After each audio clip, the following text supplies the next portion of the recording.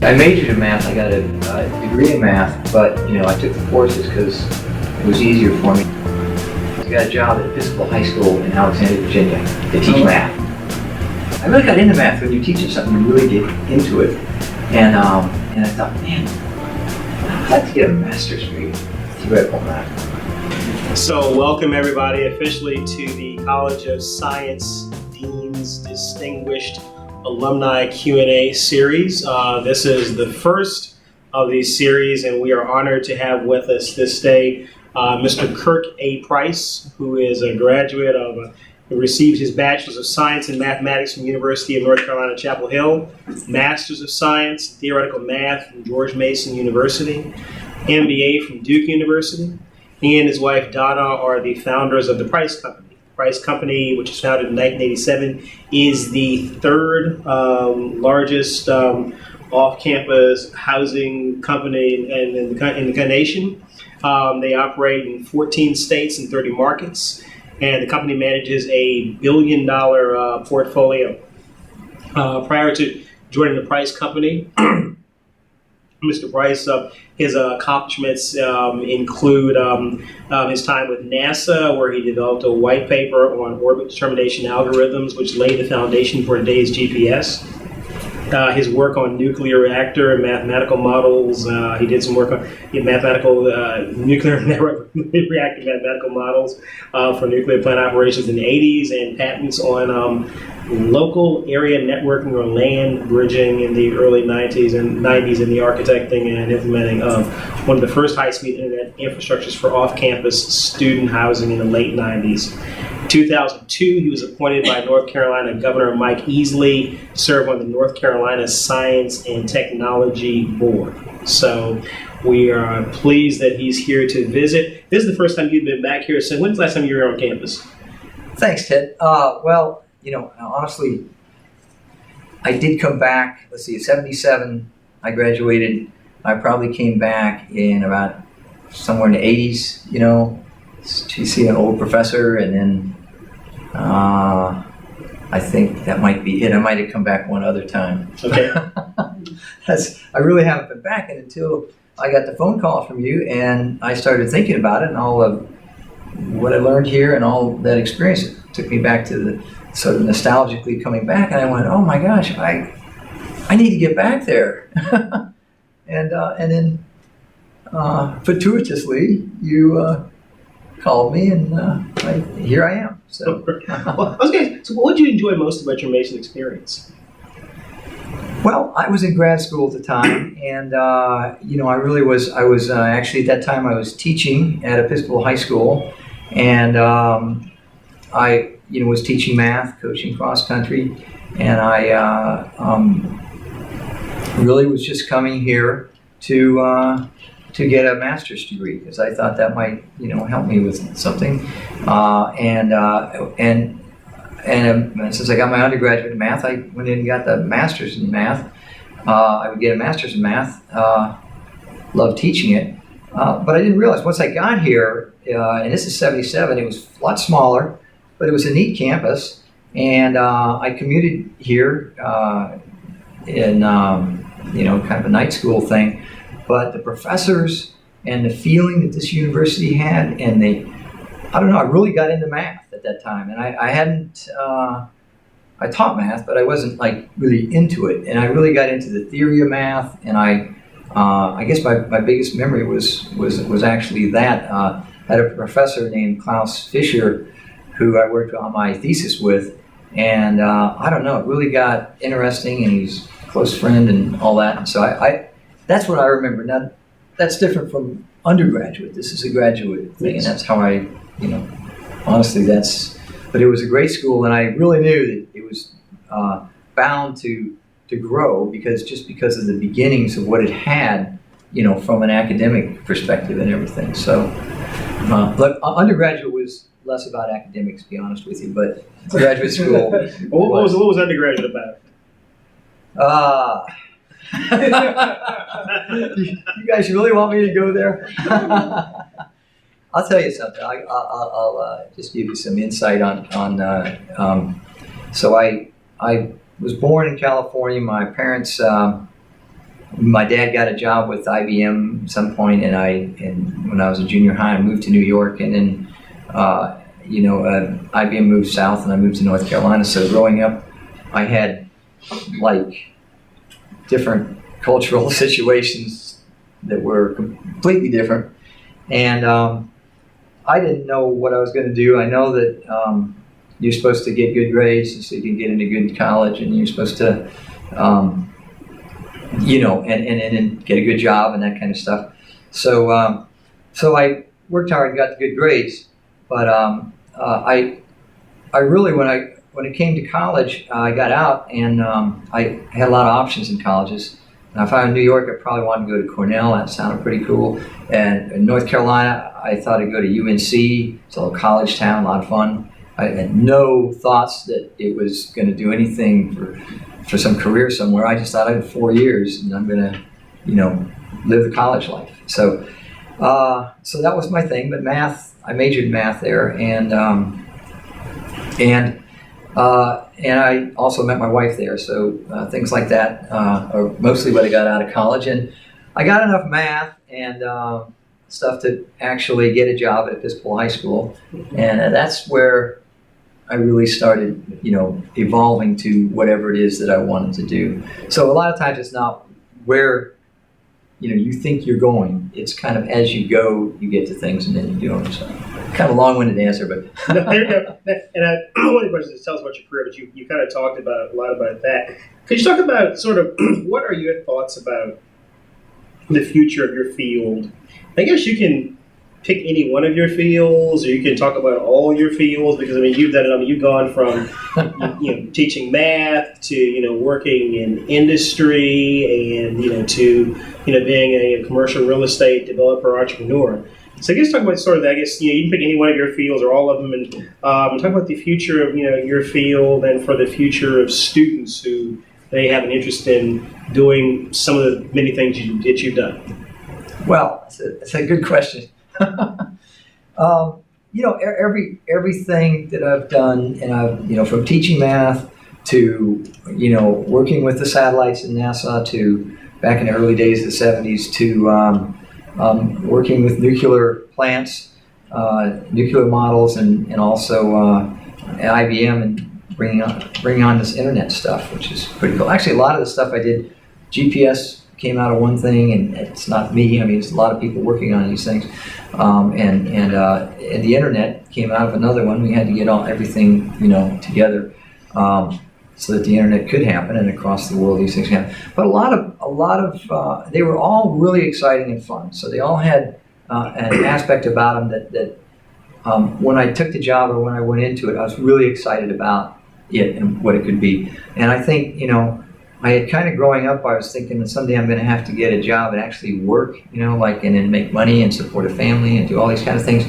And I was thinking, I don't know if that's I'm just a kid and I like to have fun and do all this stuff, but it's possible to have a job or do something that's really hits me. I'm excited every day to go in and do this kind of thing. I've heard about people having these, but I want to do that. And I've been real lucky with that I've had just very great opportunities. So I can kind of dissect and go into each of those if that's something that's of interest. But I think the teaching, when I taught, I think that was really gratifying, because I guess I taught math, and I guess my mission really was, and our mission was, personal, was to get them excited about math. So we taught math, a little bit of math history with the math, so that you knew where it was coming from and get some, instead of just, in high school, most of the time it's a coach teaching, and he's like, X plus 1 equals 2, find X, or something like that, and honestly, there's a lot more to math than that. There's a lot more about how you think about stuff. So I really embrace that, and I think that's, the world is going that way. It's not just memorizing stuff to do, it's getting people to think deeper and collaborate and learn those skills of thinking, as opposed to just memorizing how to do things. So I think math's future is, now that we're through the information age, we've got all the information we want. We're not in the information age anymore, because there's no game to getting information. You just Google it, right? Google anything you want. Whatever somebody knew, you could already find out. So we're in 2015 is the start of what they call the innovation age. It's pretty cool. It's taking all that information and figuring out what the heck to do with it to make a better world for all of us. So that's a kind of a neat thing. And I think all the disciplines need to sort of like move towards that instead of the information. Old school things where you just memorize a bunch of stuff and then you learn how the successful people did it in the past. How do you get to here in business or whatever, and you learn that so you can do the same thing. Well, nowadays, I don't think that's going to work because things are changing too much. So you really have to learn how to think and ebb and flow and change with the change and get where you're going to get. So that's the teaching thing. And I think at my core, I think I like teaching. I like to teach, no matter how successful we've gotten in the financial areas and this and that. And at the end of the day, there's nothing more exciting and more heartwarming or whatever than to be to help people see some ahas that they never saw before academically.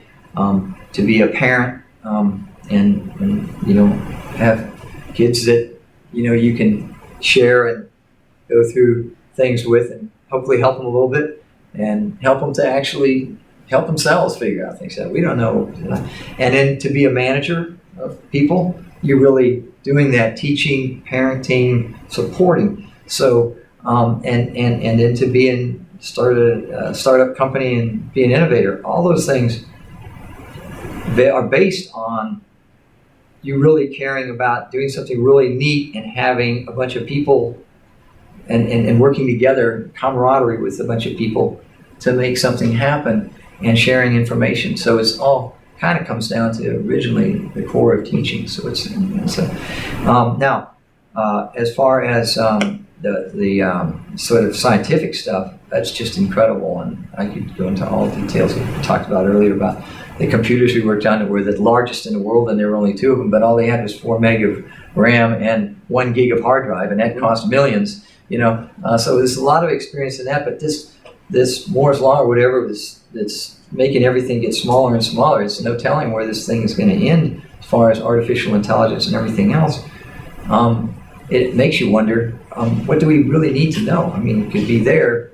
So what is the value of and what produces value? It's not something you know clearly because you can get it on Google, and it's not how fast you can think because those things can think faster. So what is it that that's going to add value to you in the marketplace for yourself?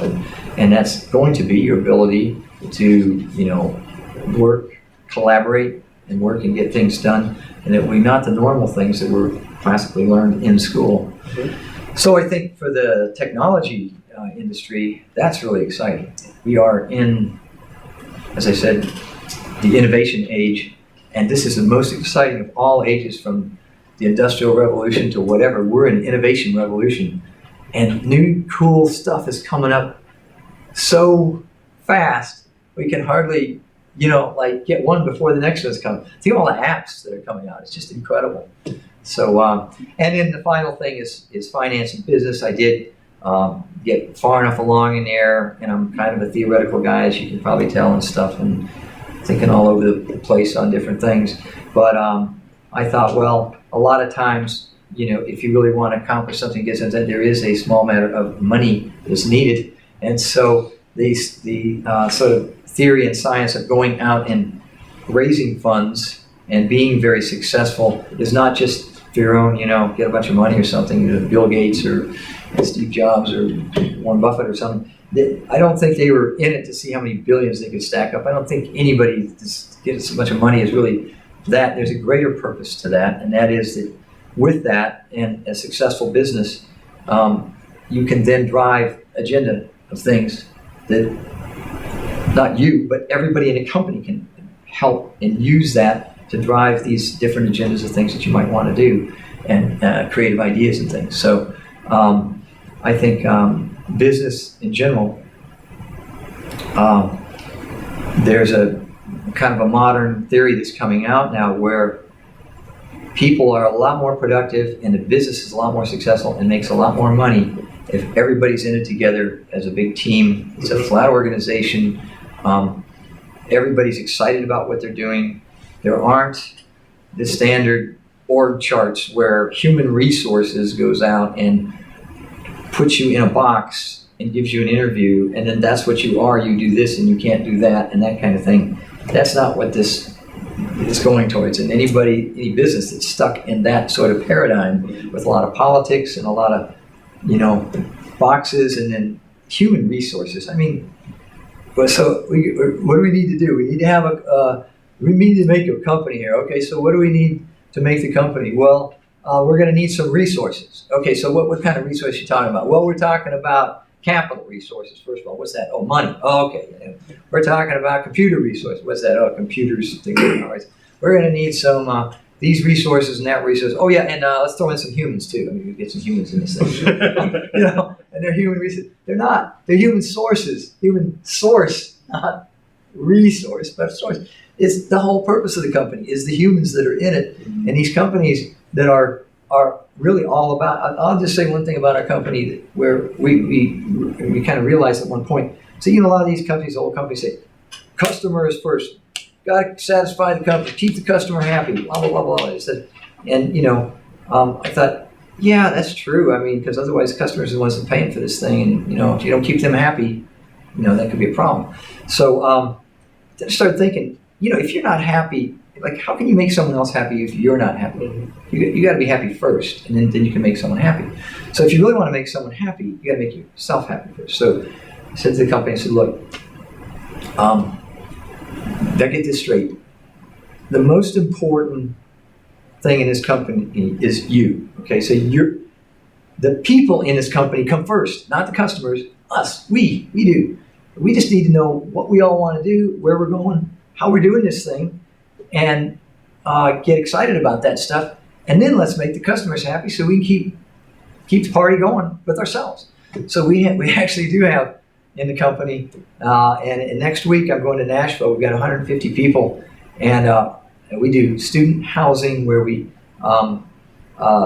basically it's off-campus student housing, but it's kind of like the dorm, except you're not in a dorm. You're actually in a private apartment, but it's all students.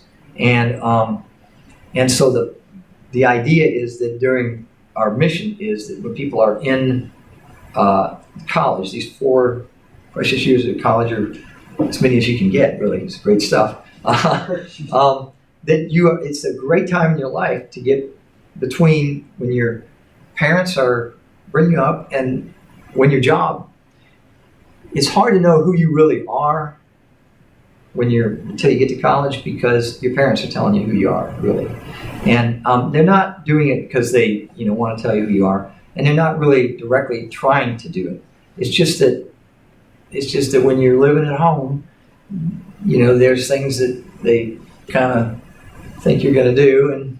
And so when you finally get to college, you have 4 years between that and a job. When you get a job, there's certain expectations. Maybe you need to wear a tie. Maybe you're going to be interviewed. Maybe you're going to do this. There's these things you have to do, and maybe you have to act this way or that way or do whatever. So, but in college, that's not the case. And so our mission in this company is that those 4 years, we help people find out who they are, what they love, what they want to do, where they're going, and help as much as they can.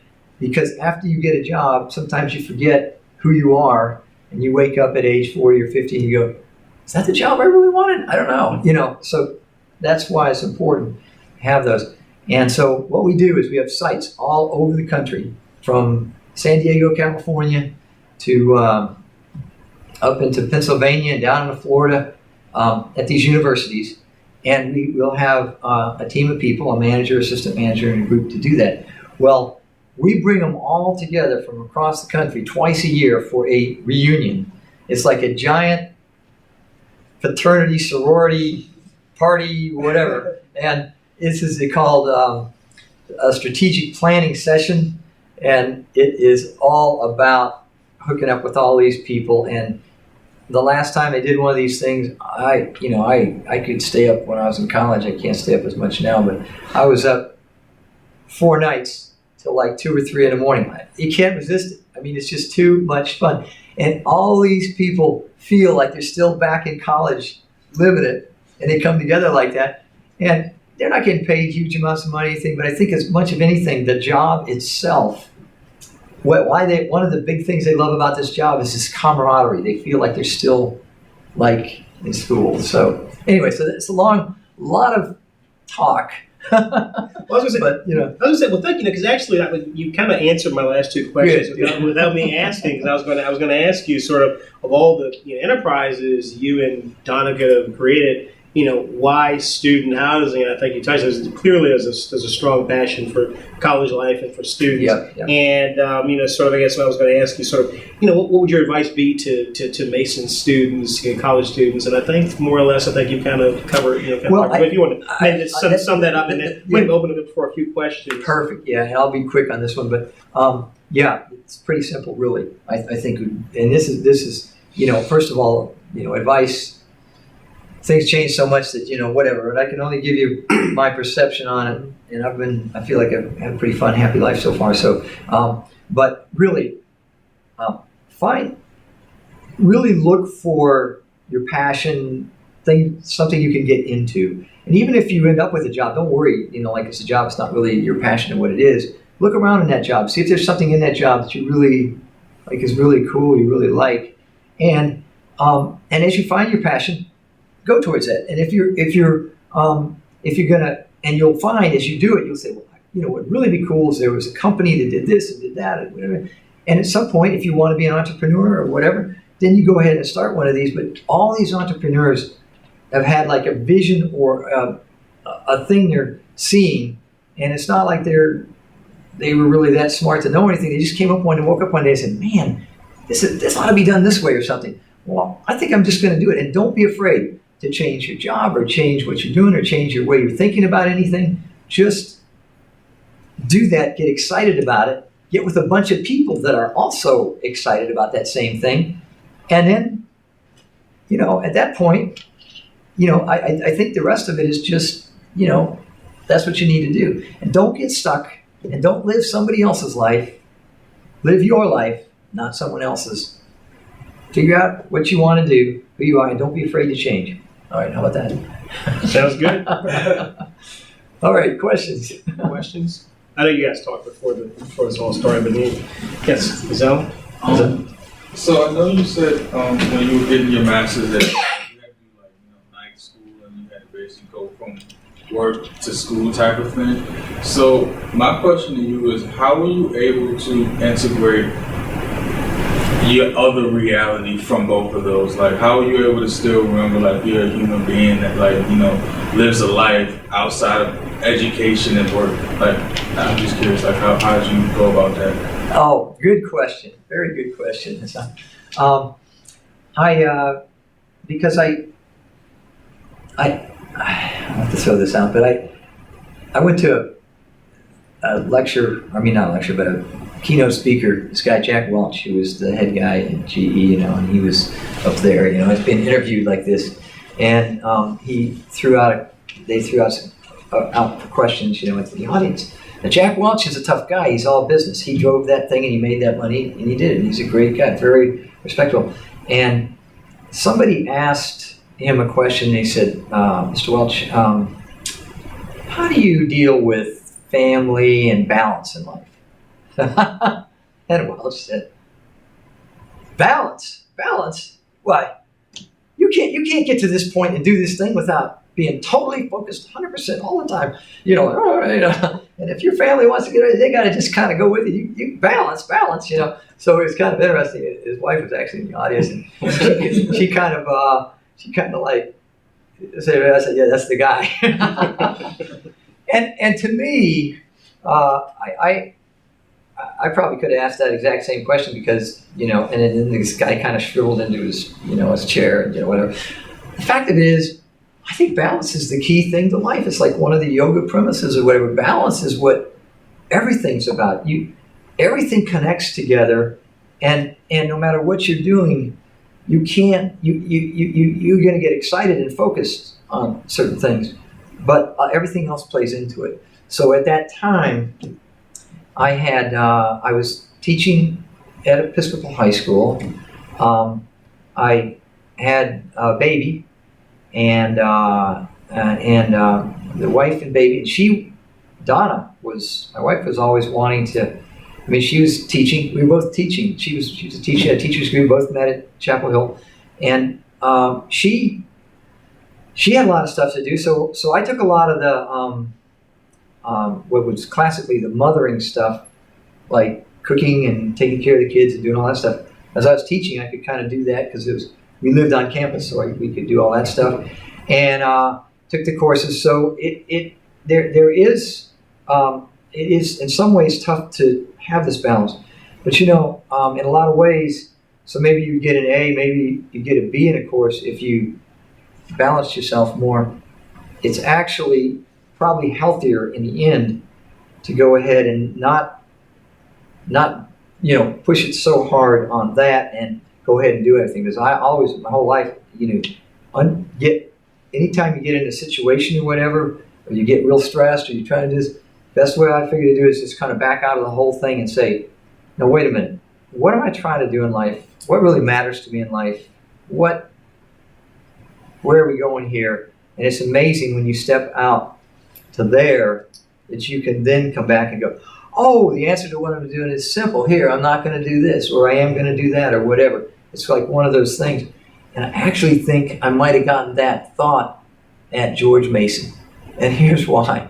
Because when I took the theoretical math, what you do in theoretical math, because I used to ask my theoretical math teachers, I said, well, okay, that's good. That proves the Bolzano-Weierstrass theorem or something. But what does that do for, like anything? Why an apple falls out of a tree or whatever? I mean, how do they use that in TVs? Well, I don't know, and they all said, oh, well, that's used to prove the Cauchy, something, Schwartz, whatever.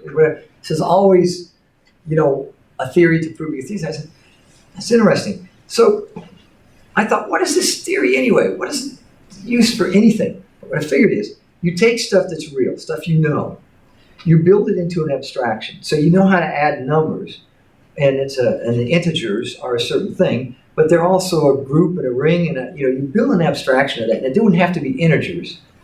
So I got to give you this one thing. My little 7-year-old granddaughter, I brought her up here with me so she could see Washington, D.C. for the first time, and we're staying on a hill there and having a good time, and well, they are, and so am I. I'm having a great time with it. But she said, Grandpa, she likes to, they've all said, talk to Grandpa about math. And she says, Grandpa, I know what 2 plus 2 is. I said, what's 2 plus 2? And then she's in 2nd grade, so she knows it. She says, 22. And my wife says, no, 2 plus 2 is 4. No. I said, no, wait.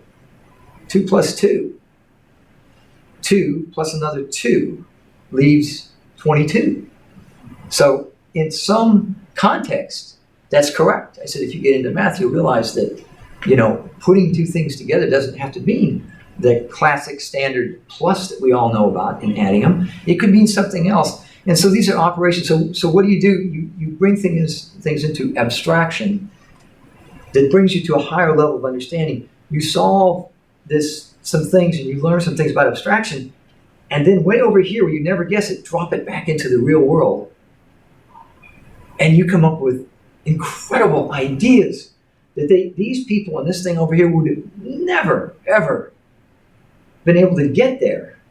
But you're able to come in there and do something you never knew just because you've got an abstract thought of how that works. And so that kind of thinking that's what you do in theoretical math, is you take something, and you bring it into some abstraction, and then you play in these abstractions, which seems like some extra, but you get all kinds of thoughts and stuff that actually do then pertain down to there. So long answer to your question, but it's a great question. I say you balance everything, and whenever you're trying to wonder whether you should go to class or not, or do whatever, because I'll tell you what, I cut class in undergraduate school to take a ski trip in the middle of the week because the rates, main reason was the rates were lower, and I wanted to ski, and you could rent stuff cheaper, and I had a bunch of guys that I could go with.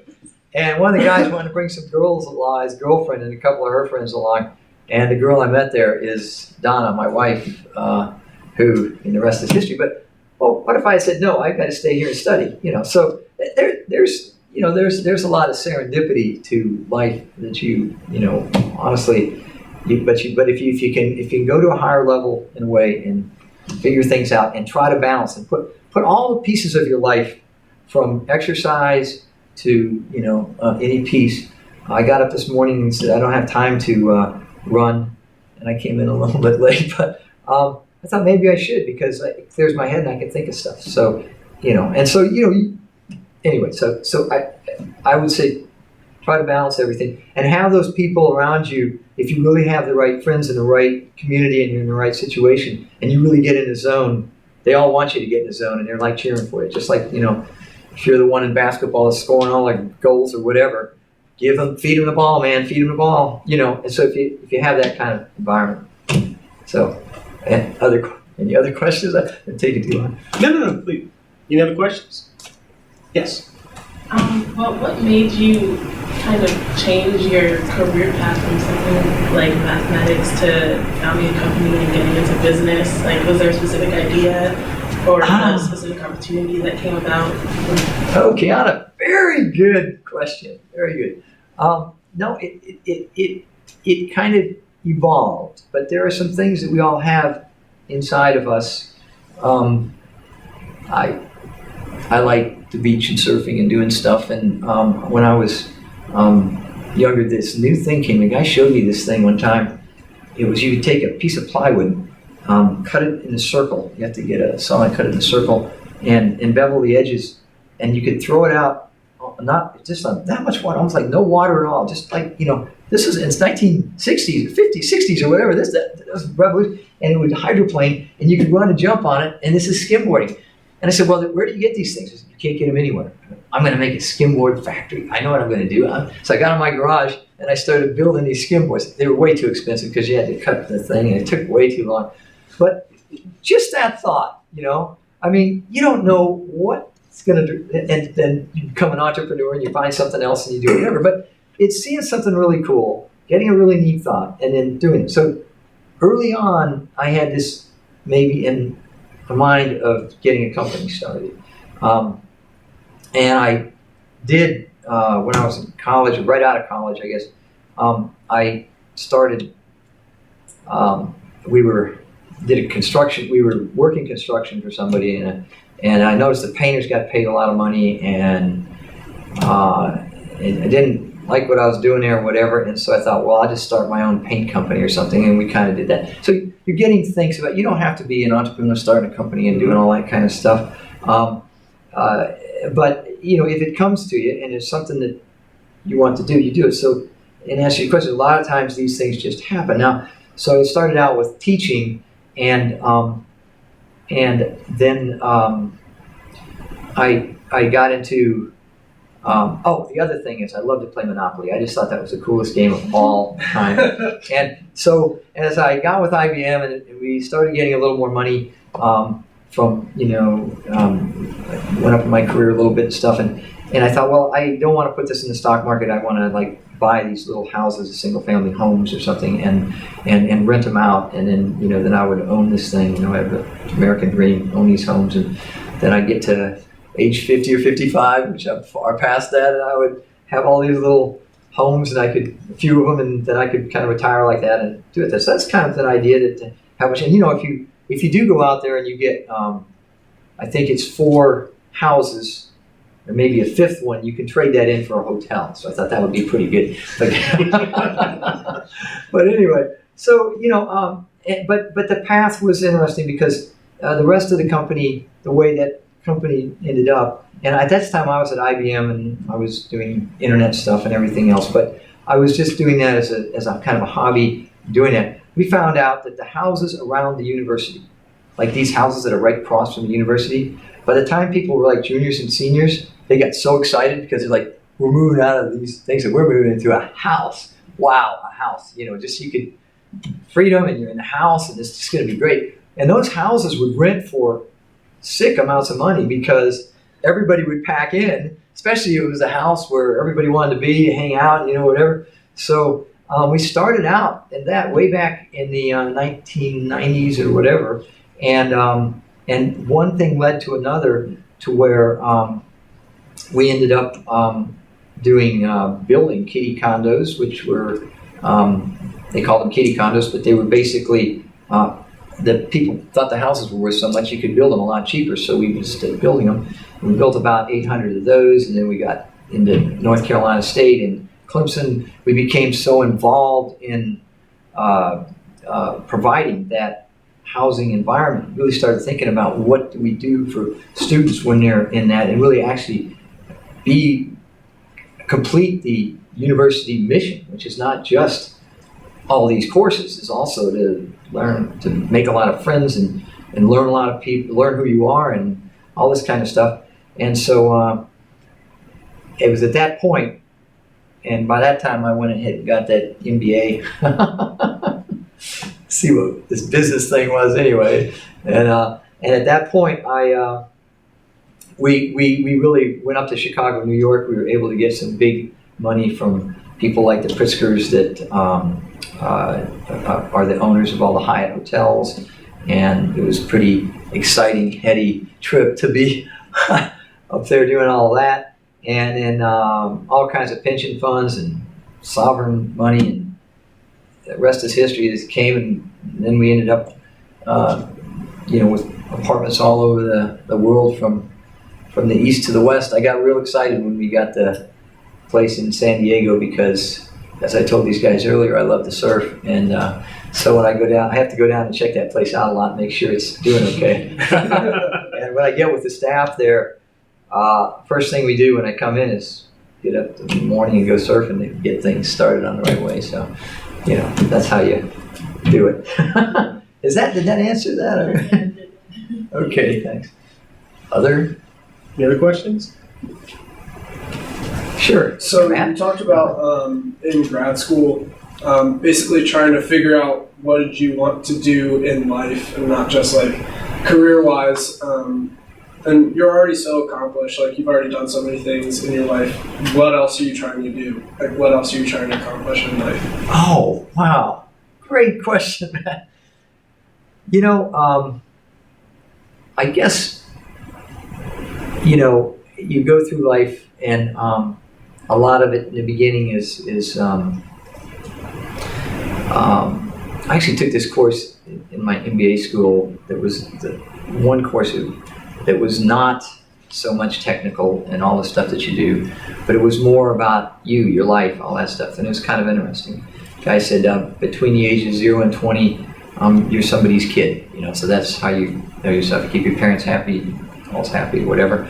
And then between 20 and 30, you're, kind of learning stuff, but you're not CEO of some company or anything, you're just kind of learning. Between 30 and 40, 30, you kind of got it figured out, at least where you're going. And between 30 and 40, you're in there doing it. You're cranking at 40 and maybe even 50, and now you're up there doing it. But they said, when you get to 60 or something, you need to really think about this as giving back and actually thinking a lot more about helping people, making it a better world, all that kind of stuff. And some people are more precocious and they figure that thing out back when they're, in school or something. But you don't, I would like to really change business, the world's business notion today, and eliminate work from the workplace, which is, and I say work, they say, oh, well, you gotta work. Well, work it depends on how you define the word. But work, if you want to define it right, would be the most exciting, fun part of your life is work, not something you have to do so you can then get home and do the things you want to do. I would like for everybody in the world, and there's world peace, and there's all these different things, so I am not going to try to solve hunger, and then there's all this sick people that need help, and I think, I want to do it all, let's get it all down. But the one piece that I would like to, try to be able to do is to really make the world a place where everybody in their jobs, there's so much harmony, and everybody is there, excited and happy about what they're doing. And so the 95% of their life is not, 75% of the life that's at work is really exactly where you'd want to be, like where you'd want to be. So one piece to that that's kind of interesting is when we started this company, my wife Donna is the CEO and I am the CFO, right? So, and it matches really well. I mean, she's more of the chief executive officer, and I'm more the technology and people and processes and all that kind of stuff. So the chief financial officer, so I had all of the accounting and that stuff to make sure that the company's making money and whatever. And but at some point it got so big with all the groups and all the stuff we were talking about, it got so big that I have a CFO. This guy took a big hotel chain public. He's also a good high school friend of mine. So things like that. Friends, you go on and things happen. And I had all that in place, so I did not need to be the chief financial officer anymore. My wife still had to be the CEO. She's brilliant. She's a visionary. She makes it happen. So we still needed that, but we didn't need. So I wrote a note out to everybody, and I'd been to all the sites, and I'd been figuring at the time, I'd been going out to the sites a lot and really trying to make sure, find out from everyone, what's your thing? What do you want to do? What's your real passion? Let me see if I can help you do that, even if it's going to some other company or doing whatever. I really want everybody in this company to just absolutely have the most awesome working experience ever so that you can deliver the most awesome student experience ever. I just want you guys to, you tell me what to do. And don't be afraid to, whatever. Just tell me what you really want, and then we'll see I want to help you. Anyway, at the end, I came back and I told everybody I am no longer going to be the chief financial officer. I have Joe Green doing that. I've got this and that. I said, but I am going to keep that title as the CFO because I'm going to be the chief fun officer for this company. And I'm going to make sure. And I said, I got this thing. I went, look, so what does the chief fun officer do? I mean, what does the chief fun officer do? What is the thing? And I may be looking for an assistant. And everybody's like, yeah, I'll be your assistant. I said, here's the thing. When the chief financial officer goes to a site to find out what's going on, they still they have a fiduciary responsibility to look and make sure that the numbers are right and that things are going on and the money is handling right and is profitable and all that. That's what a chief financial officer would do. So a chief fun officer, when you go to the site, you have to walk right in. Now, if everybody looks like they're having the biggest time in their life, you go into a restaurant and you think that people are just really loving it. They're not just dishing out the food, but they're excited. So I can go in and get a feeling, right in the beginning, because if there's not fun going on here, we got to do something, right? We have to make some adjustments. So we first start with the attitude adjustment. We all go to the bar. but that, and it's a neat thing because, and of course, in 1 week, as I was saying, we're all going to Nashville. And so that's where I really have to play. That's where I come in. Now, we go up to Chicago on Wacker Drive or New York City in the financial districts or whatever. Then the financial officer, he's doing this thing or whatever. So that's a lot about them. But now when this thing where we get all the groups together in Nashville, of all places, for a week of, hard work. And it's interesting because that fun that we have there, we have all kinds of stuff from scavenger hunts to just stuff. And then every night we've got 2 or 3 different venues. It's not always even structured, just people hanging out and getting to know. And I like to take all the new people I haven't met before and just really get to know them like over a drink or something, just really get to know them. So, and everybody's got a story, so all these stories. Anyway, that's where the fun officer, that's my big moment there. So you can't wear me out on this. I got to get ready. Anyway, great question. Kerwin, how are we doing on time? We have time for one more question. Really? We're going to lose the room soon. Okay. Oh, okay. Any more? I actually have a question for you guys. Okay. Last question. What do you all think about just that thought of that work could be something really it's meaningful and fun. I think you obviously go to college and you're studying towards things, and I think, you know, it's not just how you can get money, it could be how you could do more or whatever. And I think that's what you get in college. But do you think it's possible in any way to be able to actually have a world like that where, I mean, there might be some jobs that just don't lend themselves to that. We get robots to do those, but, you know, I don't know. What do you all, any thoughts on that? It's kind of an abstract thought. Yes? I've had this recently kind of crazy idea. It's probably happened in the past week, where I was wondering if it was possible that we could create, I don't know, maybe talking to some psychology majors, some architect majors, some engineering majors, if there was a way we could go to different colleges and create the adult playground.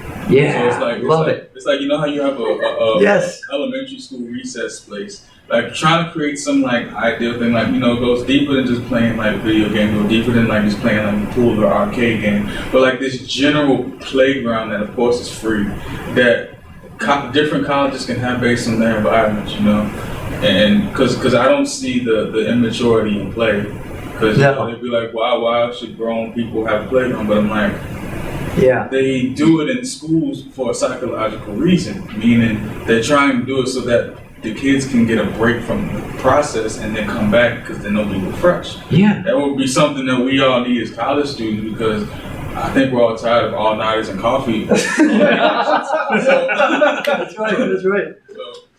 I love that. I think that's a great answer. That's a great thing. I mean, what we're doing right now in this company that we're in is we are really actively trying to find ways that, you know, what's great about college is exactly all the camaraderie. You've got all these friends. Everybody says it just how it is. There's really not that much politics involved in that stuff, unless someone's trying to kiss up to the professor and get a good grade or something.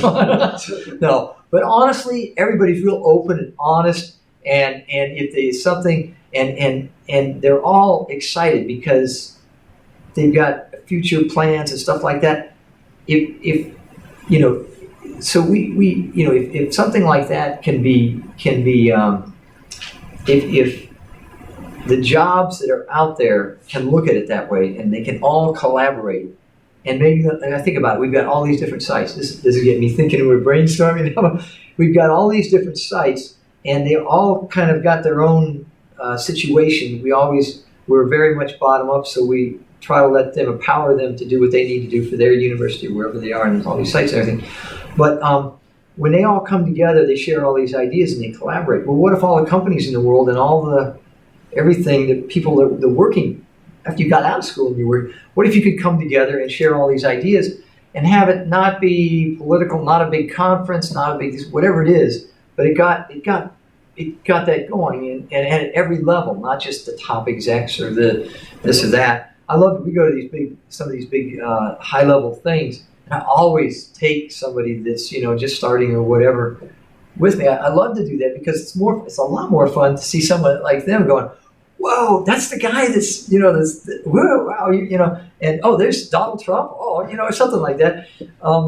We just went to a thing with him like 2 weeks ago, but you know, that is a lot more exciting than taking some old guy here that's been around the block 1,000 times. It's just not fun to him to eat that fine filet mignon and, you know, but yet that's what's a lot of fun. But I think that's a great ideas. We'll have to, you know, brainstorm some stuff. You know, that's how things are done. Really, that's how everything that happens in life is done that way. So anyway, just to comment on that again, it's having a passion. I think is the biggest thing. And if people can't find that passion, yes, then they're not going to really go anywhere. And so, if you're able to continue to search for that passion and look for, you know, something, because you didn't start as big business, you started as a simple teacher. Yes. And through that passion, you went on to one thing to the next. So that's right. The biggest thing, I think, is just finding, you continue to have that passion, continue to work for it, and you can go anywhere.